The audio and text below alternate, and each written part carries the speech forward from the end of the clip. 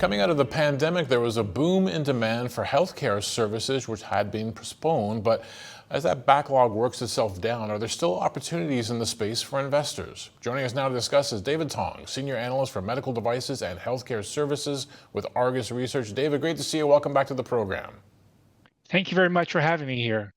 All right, looking Great forward to to see this. Yeah, good to see you too. Looking forward to the discussion. Want to dig in on these healthcare stocks, as we said off the top. Huge demand coming out of the pandemic for a lot of these services. What are you actually seeing now in terms of these procedures and the volumes? The procedure growth continues to be strong, and you can see that in the volumes that are reporting by the device companies. You also see that from the hospital statistics, the insurance company statistics.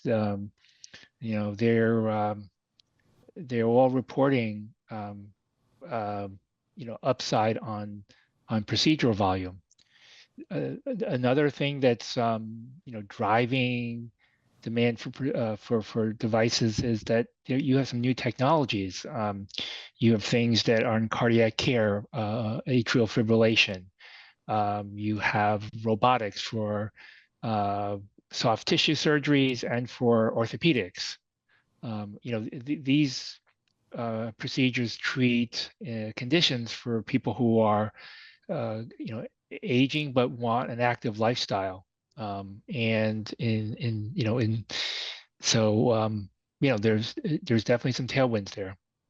I want to dig into that a bit too, because you worked through the backlog of the pandemic. We know there was a huge backlog. You say it's still robust. It does seem, as you suggested, there to be a bit of a demographic play, because even though the pandemic's well in the rearview mirror now, we're all roughly about 3 or 4 years older, and things start to need some work.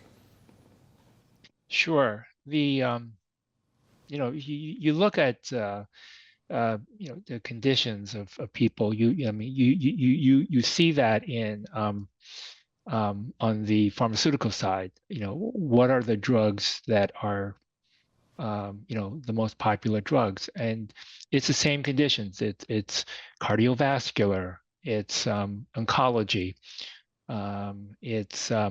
So devices are another way of treating those conditions. Now, when we think about the markets overall, we had a bout of volatility in August and we had a sell-off. It's been a rough start to the month of September. When it comes to the healthcare stocks, how do they handle market volatility, or even, I guess, the fears behind all of this, a slowing economy? Well, in some cases, these stocks are seen as defensive plays. You saw last week, something like a J&J was up when the market was sliding. And J&J is half of the company is pharmaceutical, half the company is medical devices. So they, it's and also you look at a company like United Healthcare. It insures people for their healthcare, and it also, part of the company provides a lot of services and technology to hospitals and practitioners. They even operate some hospitals and outpatient facilities. So they benefit from that, as we discussed earlier, about the increased utilization of healthcare.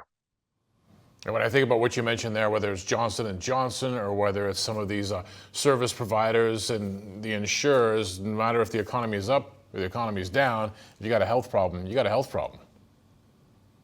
And we discussed also, the orthopedics.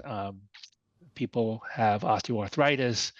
Now there are newer technologies that produce better outcomes, less pain, and quicker recoveries. Using robotic technology to assist the surgeries.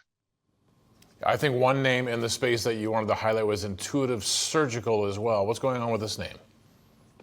Well, Intuitive has come out with another iteration of its Da Vinci platform. The latest one is called Da Vinci 5.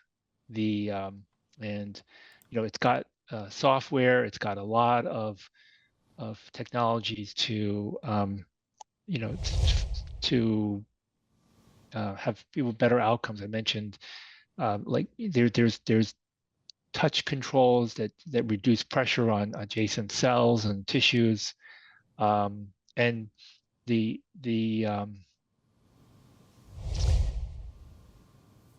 Intuit is also having good placements overseas. Is having so its growth drivers are placement of new surgical robots, but also they're adding indications, whether it's urology, whether it's other soft tissue.